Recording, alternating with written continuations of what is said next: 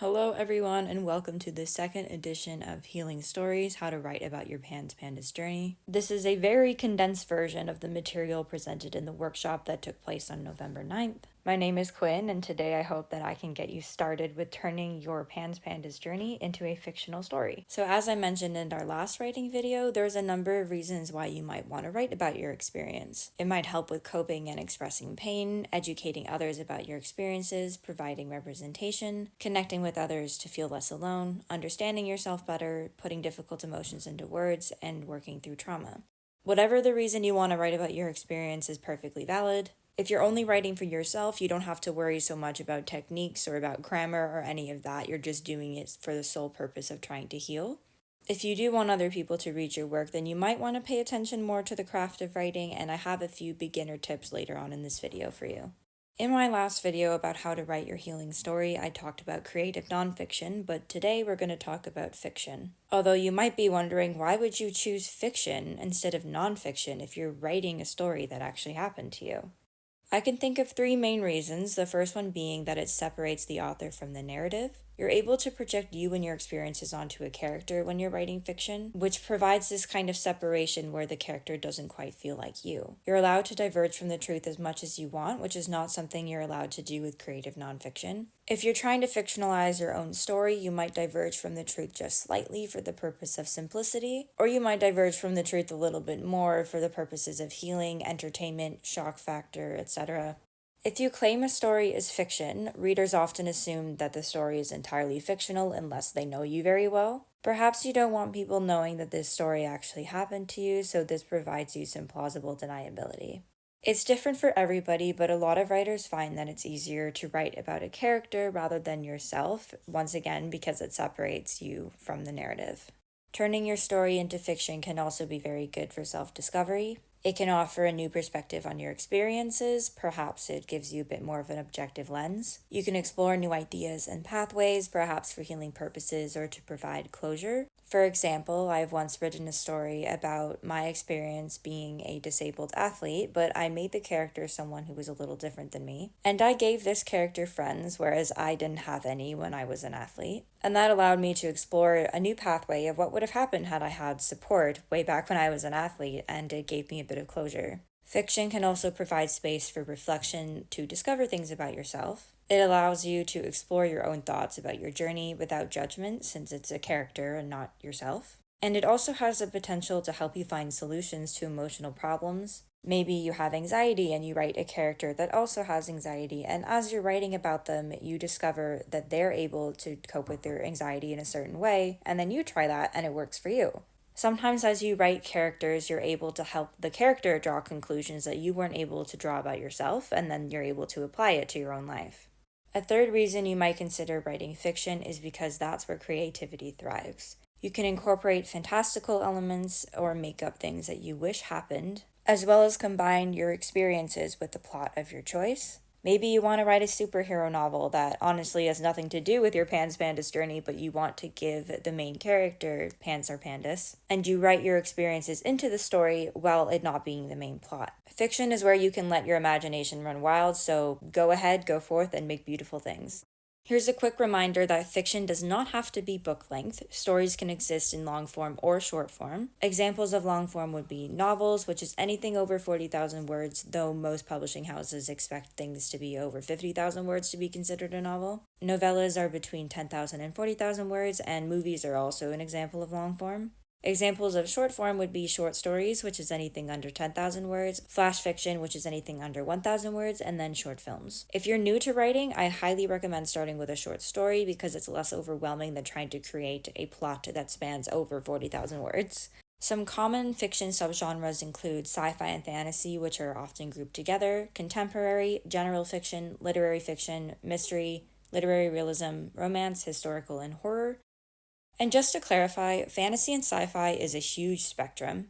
On one end, you have high fantasy or hard sci-fi, where the entire world is fantastical or scientifically fictional. Like high fantasy would be Lord of the Rings, and hard sci-fi would be The Matrix. Hard sci-fi often takes place in futuristic settings or dystopian settings, and high fantasy is normally in other worlds or alternate realities, different planets. On the other side of the spectrum, we have low fantasy, which is set in the real world with fantasy elements, or soft sci-fi, which is also set in the real world but with sci-fi elements.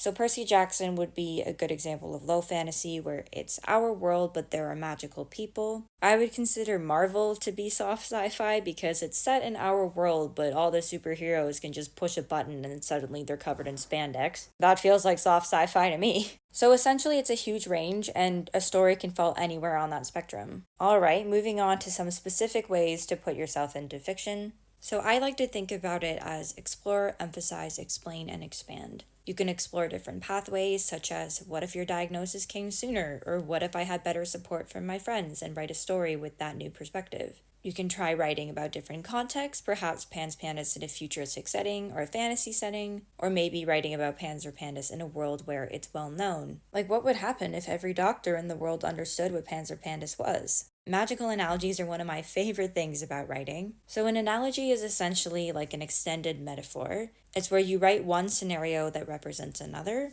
If you've ever seen the movie Nimona, that's a great example about magical analogies. Another good example would be Edith's Curse in the show The Owl House, which is a kid's cartoon about witches and demons. I hear that it may not sound like it's for kids, but I promise you that it is. Ida is a witch who, whenever she doesn't take her elixir, which is essentially her medicine, she turns into what everyone calls the owl beast. She has no control over her actions when she is in owl beast form. She gets very aggressive and very rageful, and she never remembers what she did when she wakes up from that. It feels very resemblant to Pans and Pandas, although I know they definitely weren't intending that. But the way that they handle this storyline seems intentionally like they're referencing chronic illness, because there are people who will criticize the elixir that Ida takes, and she responds with, "This is what works for me, this is how I manage my condition, and you don't have any say in the matter." An analogy doesn't have to necessarily be magical, but I find it's often more fun to make them magical. And I feel like this could be a very good way to explain or represent aspects of Pans or Pandas without having to make it about Pans or Pandas. For example, maybe instead of writing about Pans or Pandas as a condition that affects someone, maybe you write it as if Pans or Pandas is an actual being, like a monster that's following somebody around.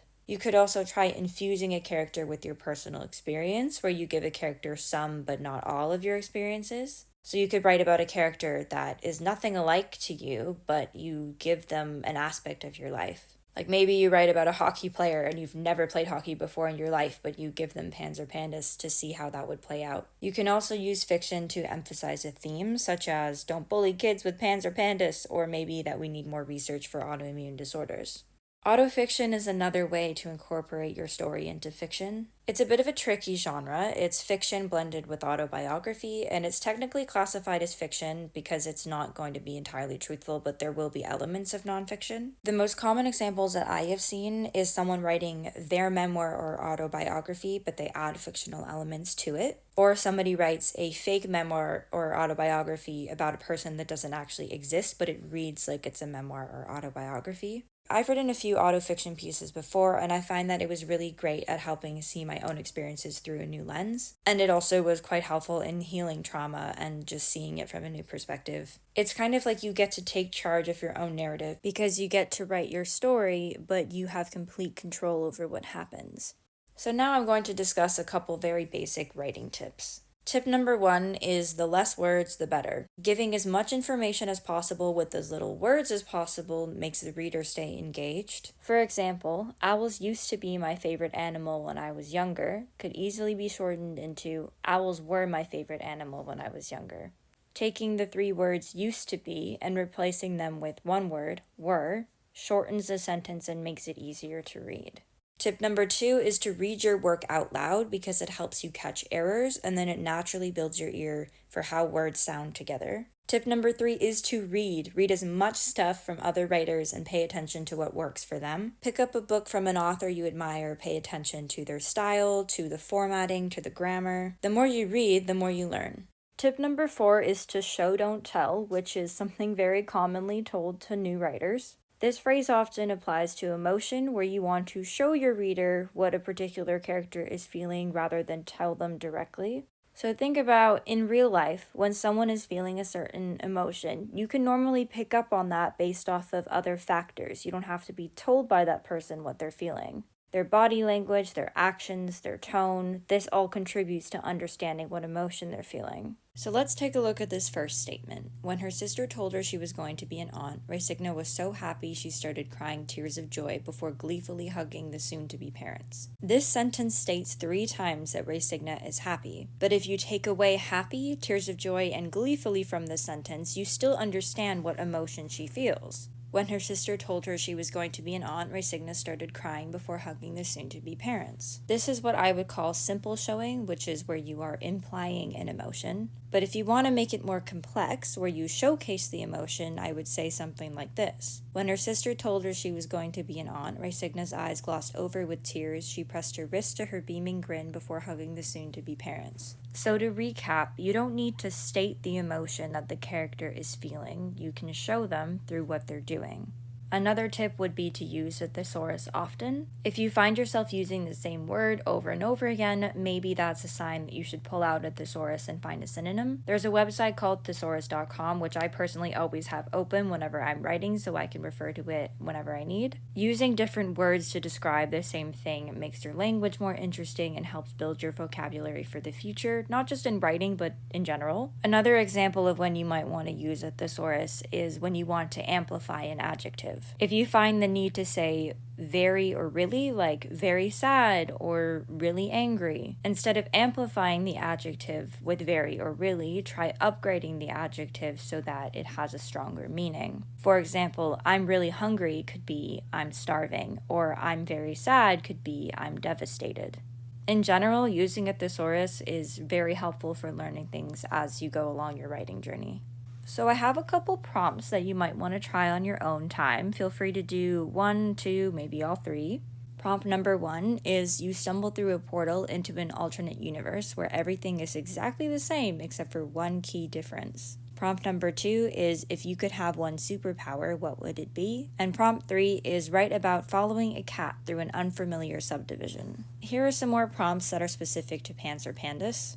Everybody experiences worry from time to time, especially when dealing with PANS or PANDAS, so picture that worry as a separate person. Imagine the things that you're worried about are coming from the mouth of that person and not from your own head, and try writing a conversation between the two of you. You can also try thinking of a memory that's been bothering you for ages. Maybe it's an embarrassing moment, a sad moment, or a fight that you wish you got to say your piece. Rewrite this memory the way you wish it happened. So that's all I have for you today. I hope you learned a little something about writing and about putting your experiences into fiction. Our next workshop will be on December 7th, where I will be talking about poetry. The workshops are meant for Canadians whose lives have been affected by PANS or PANDAS in some way, so if that sounds like you and you're interested, then visit the link that's provided in the description for more information. If you can't make it, that's totally okay. There will also be a asynchronous condensed version, just like this one for poetry, that will be uploaded after the workshop at some point. But thank you so much for joining me today, and good luck on your writing journey.